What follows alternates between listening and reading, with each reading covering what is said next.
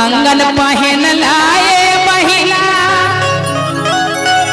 शिव के गुरु बनाए लाए महिला।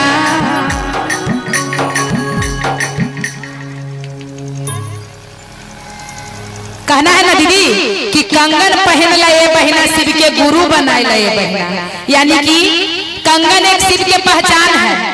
लेकिन हम लोग नहीं जाने कि दीदी ज्ञान ले ले है कि नहीं, लेकिन रास्ता में चलिएगा अगर कंगन पहन ले रहिएगा तो जरूर कोई कहेंगे सर झुका के प्रणाम गुरु बाबा, इसी से पहचान है गुरु के। कहना है क्या कि कंगन पहन लाए महिला शिव के गुरु बनाए लाए महिला। कंगन पहन लाए महिला शिव के गुरु बनाए लाए महिला। कंगन पहन लाए महिला शिव के गुरु बनाए लाए महिला। कि हम तातर गईली, कि हम तातर गईली जब शिव के गुरु बनबली बहिना। तो तर गईली जब शिव के गुरु बनबली बहिना। कंगन पहन लाए बहिना शिव के गुरु बनाए लाए बहिना।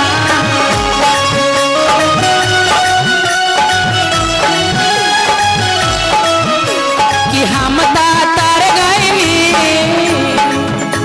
कि हम तातर गईली जब शिव के गुरु बनावली बहिना।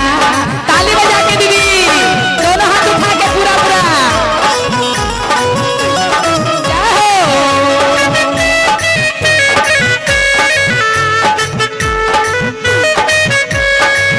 तनी ऊपरे हाथ उठा के ताली बजा के चाचा हो उधर से भी छोटुआ जय हो।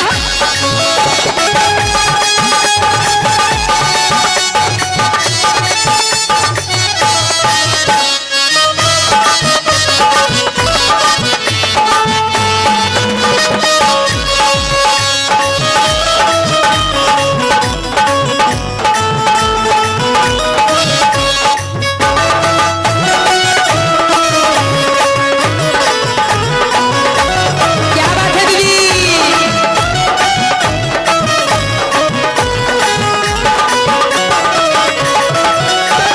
शिवा जी के रूपावा में बरुए हवे गुण हो।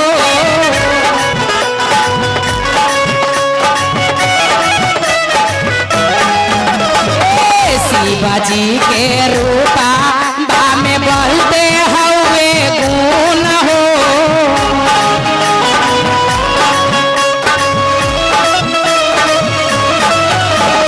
चर्चा कराई लाए बहिना शिव के गुरु बनाए लाए बहिना।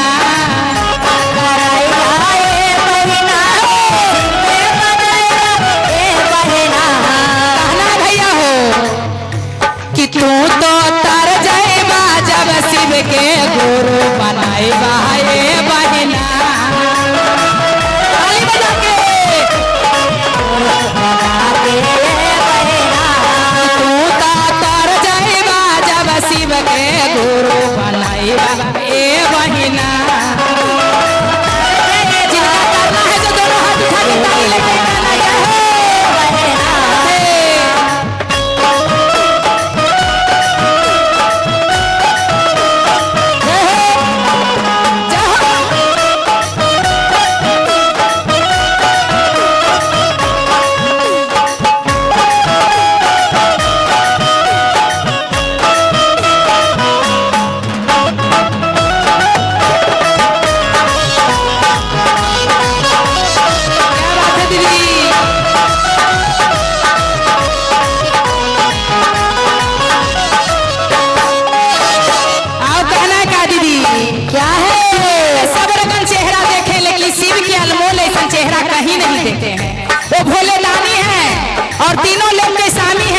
इसीलिए गाना का सामारी सुराती या में पागल भइले मानवा पागल भइले मानवा पागल भइले मानवा भोला बाउरा हवा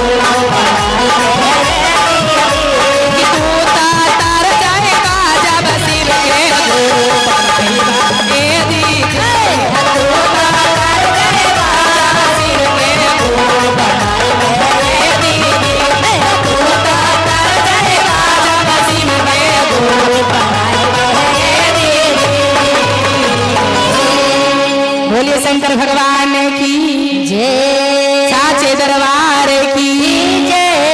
तरना नहीं है भगवान के दर पे, तरना है ना। एक बार जोर से दोनों हाथ उठा के जयकारा लगाइए कि भैया के कार्यक्रम भी शुद्ध हो जाए, पंडाल के जगहिया भी शुद्ध हो जाए। बोलिए हर हर